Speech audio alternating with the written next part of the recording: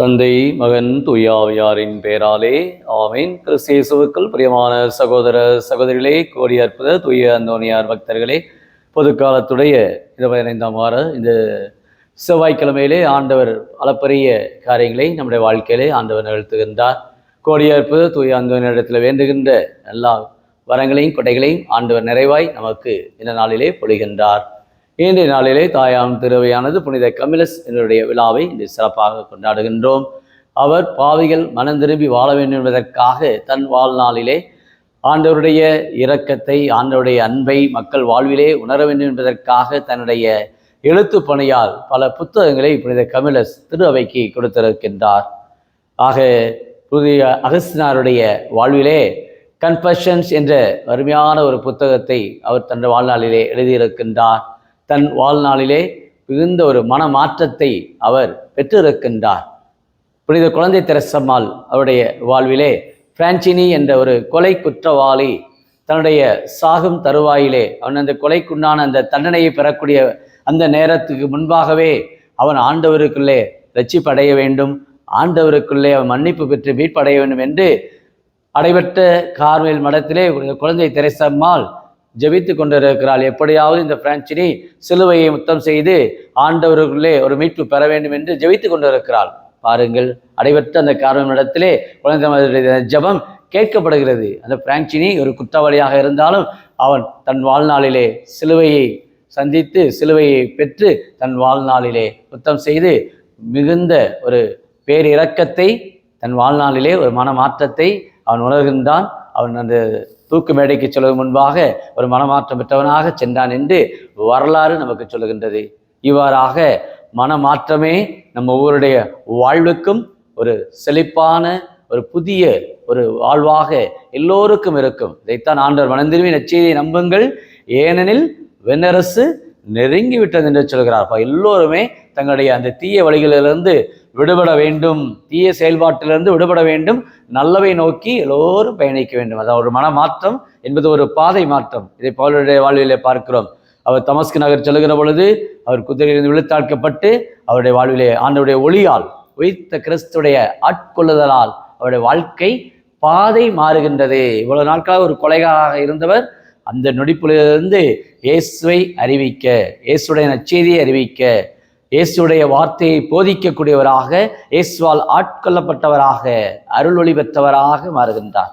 இவ்வாறாக ஒவ்வொருடைய வாழ்க்கையிலுமே கடவுள் இந்த ஒரு மனமாற்றத்தை, பாதை மாற்றத்தை ஒவ்வொருவருக்கும் ஆண்டவர் வெளிப்படுத்துகிறார். ஒவ்வொருவர வாழ்விலுமே பல ஆண்டுகள் வாழலாம், ஆனால் கடவுள் ஏதோ ஒரு ஆண்டிலே நம்மை தொடுவார்.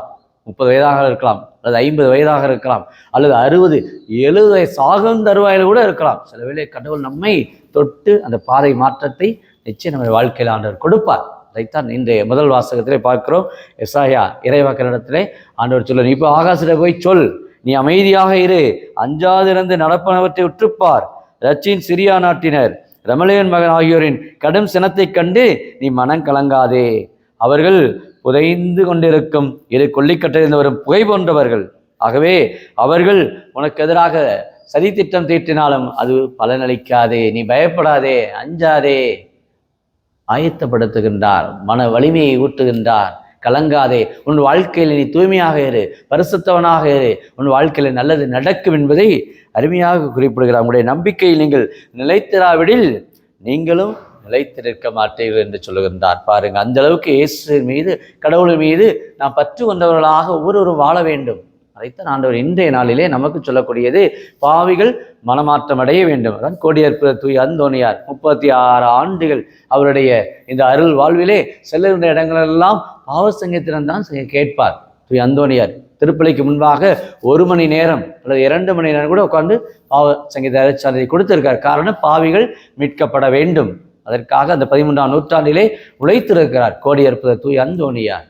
அந்த அளவுக்கு நம்முடைய வாழ்விலே ஆண்டவருடைய இரக்கத்தை, ஆண்டவருடைய அன்பை வழியாக நாம் பெறுகிறோம். இதைத்தான் இந்த நற்செய்தியிலே பார்க்கிறோம். ஆண்டவர் கப்பர்நகுமே, கொராசி நகரே, பெத்சாய்தா ஐயோ கேடு என்று சொல்கிறார், சபிக்கின்றார். காரணம், அவர் கடவுளுடைய வார்த்தையிலே அவர்கள் கடைபிடிக்கவில்லை, கடவுளுக்கு செவி கொடுக்கவில்லை, தங்கள் மனமோன வக்கிலே வாழ்ந்தார்கள், சபிக்கின்றார். ஆனால் இன்றைய நம்முடைய வாழ்விலே ஆண்டவர் அளப்பரிய காரியங்களை நம்ம வாழ்க்கையில் செயல்படுத்த இருக்கிறார். மகனே மகளே, உன்னுடைய பாவ வாழ்க்கையை விட்டுவிட்டு நீ பரிசுத்தவனாக மாறு என்று சொல்கின்றார். ஒவ்வொரு இன்னைக்கு அழைக்கின்றார் இயேசு. அப்போ ஒரு மனமாற்றத்தை ஆண்டவர் நம்மிடத்திலே விரும்புகிறார். அப்போ நாம் ஆண்டவர் பக்கம் திரும்ப வேண்டும். நம்முடைய பாதை கடவுளை நோக்கி பயணிக்க வேண்டும். ஆண்டவரை தேடுங்கள் நீங்கள் வாழ்வில் என்பது போல இன்றைய நாள் இந்த செவ்வாய்க்கிழமை கோடியற்புத தூய அந்தோனியாருடைய பரிந்துரை அனைத்து குடும்பத்திற்கும் ஆண்டவர் நிறைவாய் தந்து எல்லோருமே தங்களுடைய நேரிய வாழ்வை, நீதியான உண்மையான வாழ்வை நாம் வாழ ஆண்டவர் அருள் தரும்படி ஜெபிப்போமா. அன்பின் பரலோக பிதாவே, அப்பா இயேசுவே, அருமையான இந்த நாளுக்காக நன்றி கூறுகின்றோம். உம்முடைய அன்பும் உம்முடைய அருளும் உம்முடைய இரக்கம் உம்முடைய சமாதானமும் ஒவ்வொரு குடும்பத்திற்கும் நிறைவாய் நீதாம் இந்த நாட்களை கொடுக்கும்படியாக இடத்தில் வேண்டுகிறோம். பரிசுத்த வல்லமை ஒவ்வொருவரையும் ஆட்கொள்வதாக.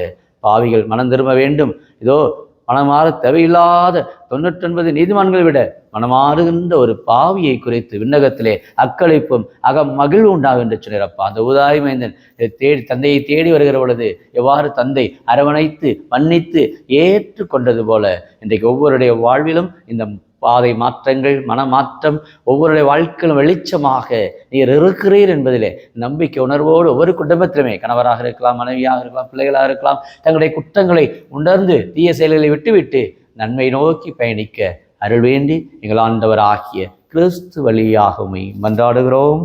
ஆமேன்.